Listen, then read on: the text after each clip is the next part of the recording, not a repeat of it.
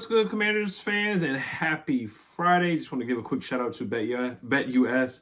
BetUS is sponsoring today's preview video. So, of course, as always, we're going to get into the injury report for both teams, storylines, and then get into our preview and predictions. So, storylines, of course, Jaden Daniels versus Caleb Williams.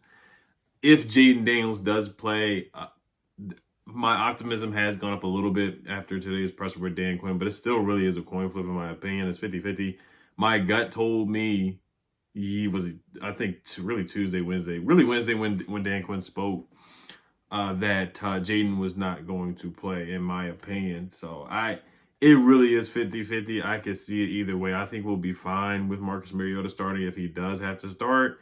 And I'm in the mindset where don't rush him back if he's not 100%. If he can't fully be turned up, like Dan Quinn said, then don't rush him back and play him.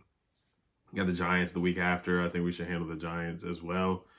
And but no, all signs, like everybody was all smiles. They did the gamesmanship. They did not bring him out for the media to see him, to kind of judge him and, take pictures and take video of, whether the throwing motion looked off or whatever.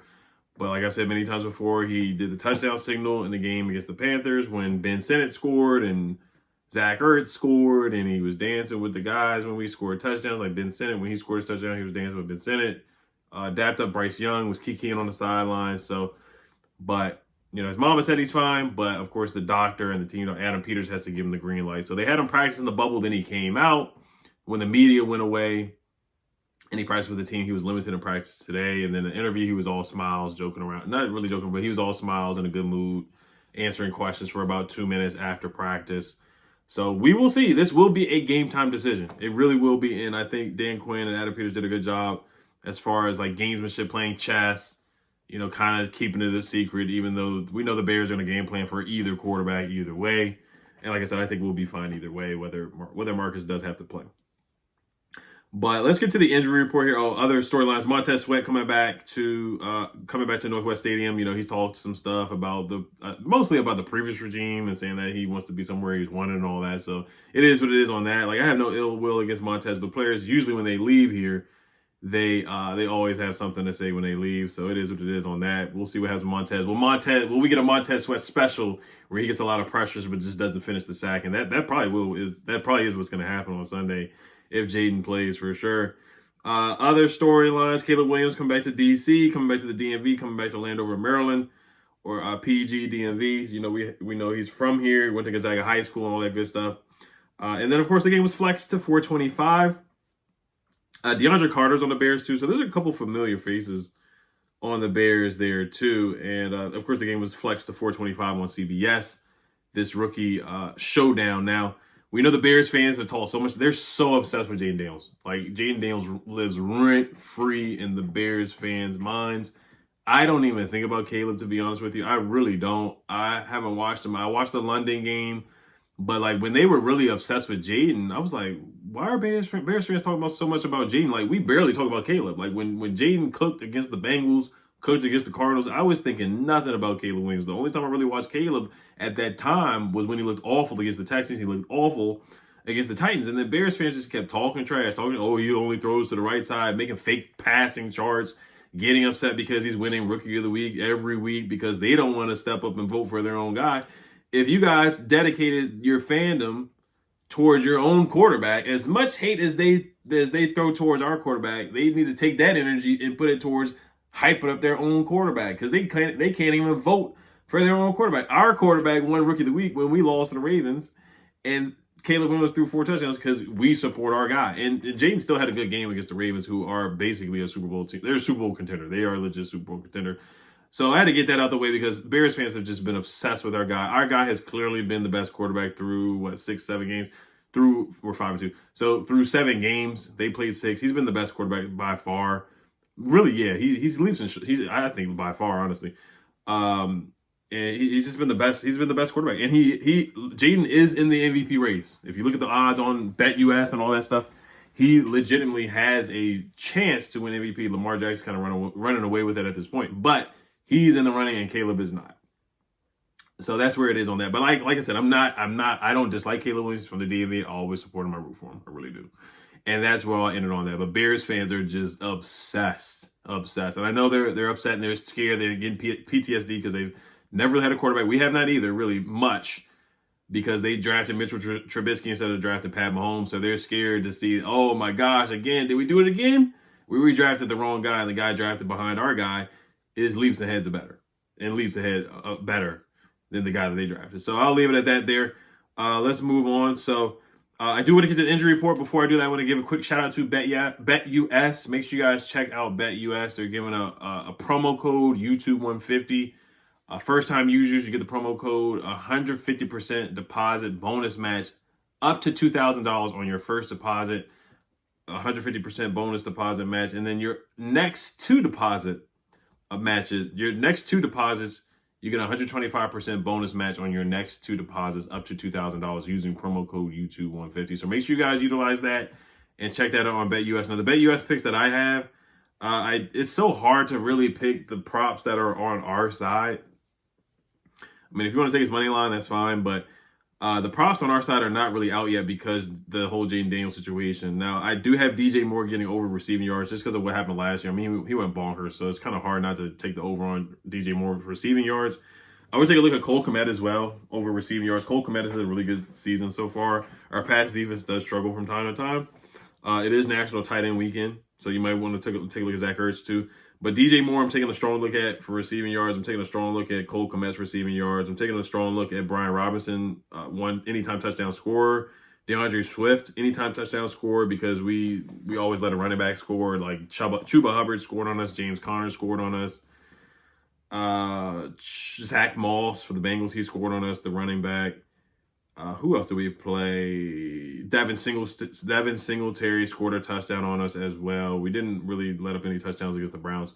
But for the most part, all the teams that we played, running backs have scored against us for the most part every week. So it's kind of hard not to take a DeAndre Swift touchdown. And then DJ Moore, anytime touchdown score, you got to take a look at that too. I hate to base stuff off of last year, but he's a really good player. And it's going to be tough to stop him. I'm not going to lie to you. He probably will get into the end zone. That's at plus 179. DeAndre Swift at plus 110. B-Rob, anytime touchdown score, you got to always take a B-Rob touchdown. That's at plus 110. So make sure you guys lock in those picks on BetUS, and we'll revisit that Sunday after the game or Monday on a live stream recapping the game. So, all right, let's get to the injury report. There's some big news. Big news on the Bears side, man. They got some guys that are out. So Jaquan Brisker is going to be out. And also, Kyler Gordon's going to be out. Those are two guys that are a big part of their secondary, man. Jaquan Brisker's a darn good player. He's had a concussion, though, he's been dealing with, man. So that's tough for him. And then Kyler Gordon was dealing with a hamstring injury, so he's out. I know they got Jalen Johnson, who's a dog. They got some really good players still in their secondary, but backups like Josh Blackwell, Elijah Hicks are going to have to play.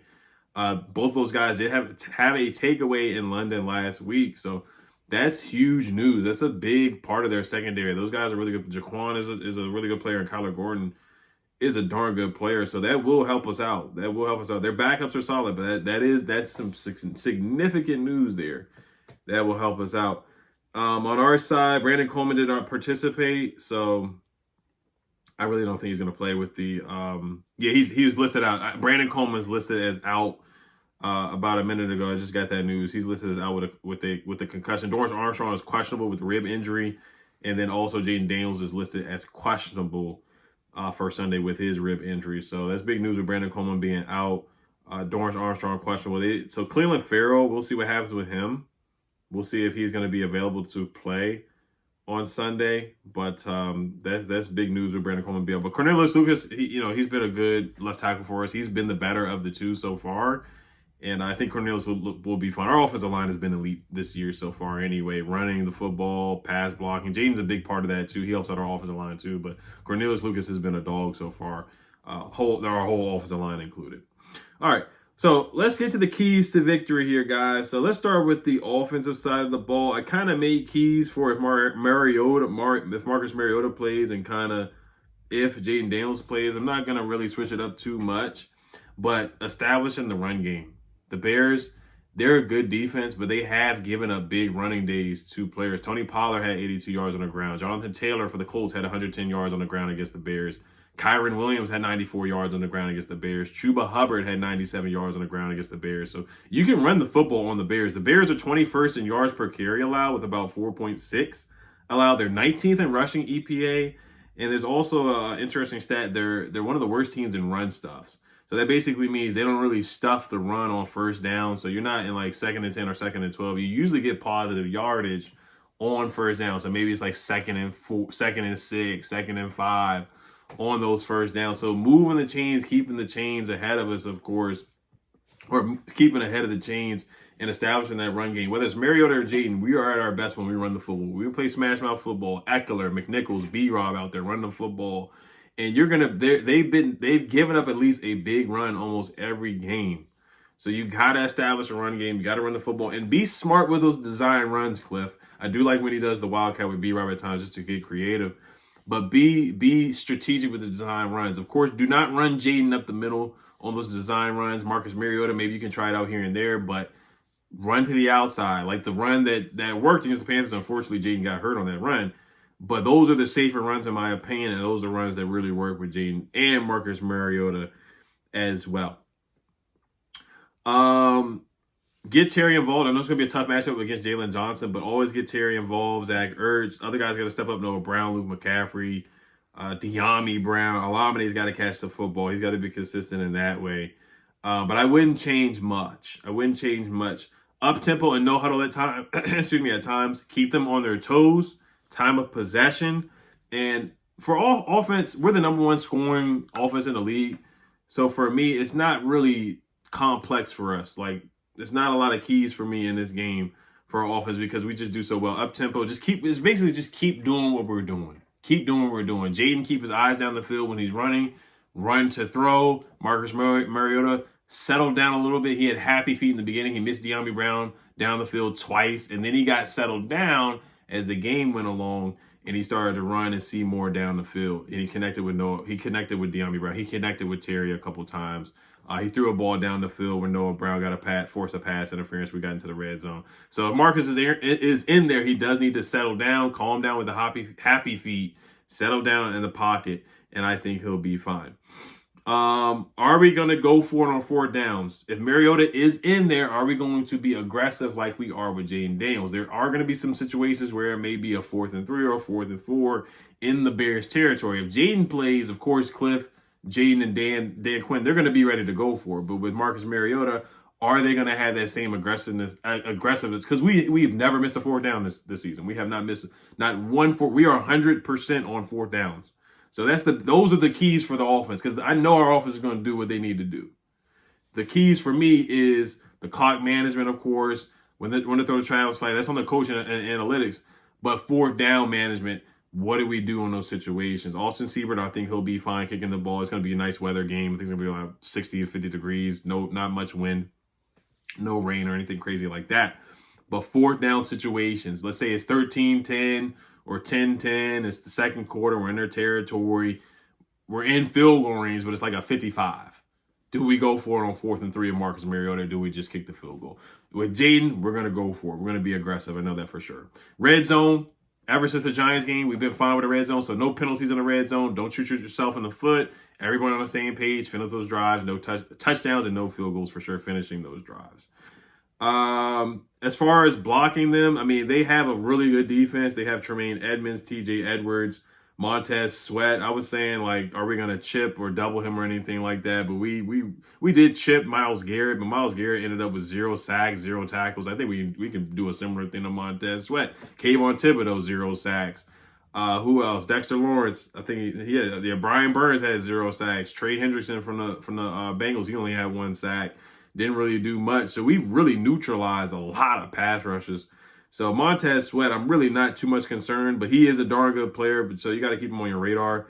But, Cornelius Lucas against Montez or Wiley against Montez, I think those guys will be fine. So those are some of the keys I was thinking about defensively, is kind of slowing down Montez Sweat. But I really think we'll be fine because we've gone up against better pass rushers like Myles Garrett, and he had 0 sacks and 0 tackles. And Trey Hendrickson was basically neutralized against us as well. All right, so let's go over to the defensive side of the ball. I think the offense is pretty simple. Just keep it simple, man. Just keep doing what we're doing. Just keep doing what we're doing, and just run the football. Jaden will be fine as long as he keeps his eyes down the field like he's been doing this whole season. Up tempo, no huddle offense at times. Keep that tempo going, keeping them on their toes. Let's see if we can get a 12-man on the field penalty as well, especially with their guys out, two of their main guys in their secondary out. I think we can definitely take advantage with some deep shots down the field too. All right, defensively, this is more complex. They got DJ Moore, Roma Dunze, DeAndre Swift, Cole Kmet, Keenan Allen. They have a legit offense. They weapon-wise on paper, they probably have if you just look at names, they have a top 10 offense with just names. DeAndre Swift's a dog, Keenan Allen's a dog. DJ Moore, you saw what he did to us last year. And Roma Dunze's a dog, DeAndre Swift, Cole Kmet, those guys are dogs. And Caleb's a solid quarterback. He's getting better. He's getting better game by game. All right, offense, we have to slow down the run game. We got to make them one-dimensional. We have to make Caleb beat us, which he certainly could do with those weapons. But we have to slow down DeAndre Swift. We have to make the Bears look like they did those first 2 or 3 weeks where they could not run the football, and a lot was put on Caleb's shoulders, where Caleb felt like he had to play hero ball, where he's running around out of the pocket. He feels like he's back at USC trying to do too much. He got sacked. Get pressure on Caleb. Get him out of the pocket. Make him feel the need that he needs to play that hero football. Running around trying to do too much. Caleb has been sacked 20 times this year, which is about 3rd or 4th in the NFL, right behind Deshaun Watson and somebody else. Deshaun's been sacked like 30 times, so it's hard to even get close to that. But I would force him out of the pocket and make him uncomfortable. That's going to be huge. Defensively, DJ Moore. This is the matchups I feel like, if we match up, do not put a Mayo Forbes on DJ Moore. That's probably the biggest key of the game, of offense, defense, any key. Do not put a Mayo Forbes on DJ Moore. And I do think there's going to be situations where they're going to try to find matchups to put DJ Moore on a Mayo Forbes side, motion and be like, hey, where's the Mayo Forbes at? Where is he at? Where is he at? Target him each and every time. Because there's, that saying that the Bears, they know, and DJ Moore, of course, remembers. How could he forget? But they're going to be looking for a Mayo Forbes out there. So Mayo Forbes got to step up. There's going to be a big game for him. So Noah, maybe you want to put him on DJ Moore. That's not a great matchup either. And then put Mikey on Roma Dunze, and then Ben St. Juste on Keenan Allen. Keenan Allen's a slower guy. He runs like a 4.7, but he's still a really good wide receiver. And then DJ Moore is just a mismatch for our guys. But that's kind of what I would do out there with their wide receivers. You look at some stats for Caleb Williams right now. So next gen stats, he's attempted a deep pass on 13.6% of his attempts this season, 4th highest rate in the NFL, just completed, but he's only completed 5 of those 27 attempts for 1 touchdown and 4 picks. So he has not done a good job throwing the ball downfield. They try to dink and dunk and throw it short at times. Cole Kmet, DeAndre Swift, DJ Moore. So we have to wrap up and tackle. We've done a better job of tackling. You have to wrap up on DJ Moore. That was a big thing last year with DJ Moore. We were not doing a good job tackling. We were going for interceptions and just whiffing, and he was scampering down the field for like 50 yards. He has Caleb Williams has a 26.5 quarterback rating on deep passes, which is the lowest in the NFL and lowest by any rookie quarterback since 2018. So, I mean, like I said, get him out of the pocket, make him uncomfortable. He will throw. He's going to give us a chance. Ball is life. We have to force a turnover. We have to force a turnover. We have to take the ball away because Caleb is going to give us a chance. He's going to give us an opportunity to take the ball away. You just have to catch the interception. Frankie Louvu, I need a big game from him. I need a big game from Bobby, Deron Payne, Cleveland, Dante Fowler, keep it up. I need a takeaway, guys. I need a takeaway. Ben St. you got to catch the interception. He's going to he's going to give you an opportunity to take it away. He did it against the Jags where he threw a terrible pass to DJ Moore. He underthrew it. You have to take the ball away. You have to take advantage of those situations, those opportunities that Caleb Williams is going to give us. You have to. But like I said, you have to wrap up and tackle. Like Cole Kmet, these guys can break tackles and run and scamper for a touchdown for sure. Third down defense is going to be huge, as always. I know that's an obvious key, but they are 21st on third down conversions. They're 21st on third down conversions. They struggle on third downs. Caleb struggles on 3rd and long. If you can get them on a 3rd and 8, 3rd and 9, 3rd and 10, we should be able to get off the field. I really feel strong about that. Before they play the Jags and who was the other team? The Panthers, 63% of their downs went to 3rd down. And that was a lot, man. They were in 3rd and long situations a lot before they went on their win streak. And if we can get them back to that, he can look like he did against the Texans. I'm not going to say he's going to look that bad, but we can get him in that situation on 3rd downs, 3rd and 9, where they're uncomfortable. That's what we're going to have to do to win this game. I know it's an obvious key, but that's just some numbers that I found out there. So that's about it for the keys, guys. Special teams is going to be huge. DeAndre Carter, I think he's their punt returner, if I'm not mistaken. Austin Seibert and Jeremy Reeves keep hitting like he's hitting, force those fumbles like he's been doing, and keep hitting, man. But clock management is going to be huge. Do we go for 2? Do we need to go for 2? When not to, or when to go for 2? Stuff like that is always going to be something that I take a look at with Dan Quinn as well in analytics, which he's done a great job so far. But let's get to the prediction here, guys. If Jaden plays, I have us winning 23-20. If Marcus Mariota plays, I have us winning 20-17. So that's my prediction right there. But this is going to be a close game, guys. I can see the Bears winning this game too because they played really good football as of late. I know they played inferior opponents, kind of like we have the Panthers. They played the Panthers. The Jags are awful. They beat the Jags. They beat the Titans for the first game. They're not a good team. The Rams are not a playoff team. All their wins have been against teams who are not playoff teams. Kind of similar to us. The Bengals are capable of making the playoffs. They are, and I think the Bengals are going to be the Eagles this weekend too. So that's my thoughts on it, guys. I got us winning this game, improving to 6-2, something we haven't done since 2008, something like that. And we get the victory left hand up as always. Health Commanders. Make sure you guys check out BetUS. Health Commanders, have a great weekend. Peace.